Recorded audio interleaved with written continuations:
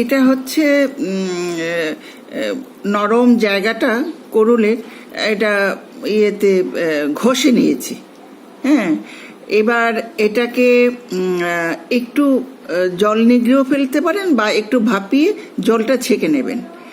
আর আলুটা ওই যে কাঁঠালের দানা যেমন ছোট ছোট করে একটা কেটেছি আর একটা সবজির জন্য, সেরকমভাবে ছোট ছোট করে পিস করে আলুটা ভেজে নেবেন। ভেজে নিয়ে আমরা যেমন মূলো কুড়িয়ে ডালনা করি, পেঁপের ডালনা করি, অনেকে পেঁপের শাক বলে, না এই করুলটাও ঠিক ওইভাবেই করব। 5 ফোড়ন, শুকনো লঙ্কা, তেজপাতা, তারপরে জিরে গুঁড়ো, আদা বাটা, নানা রকম নিরামিষে যা দিই সেটা দিয়ে আলুটা যে ভেজে রেখেছি আগে, আর এইটা যখন মশলার সাথে কষে যাবে, এরপর আপনি আলুটা মিশিয়ে নেবেন। আলুটা মিশিয়ে তারপর ঘি, গরম মশলা দিয়ে নামিয়ে নেবেন। খুবই টেস্টি।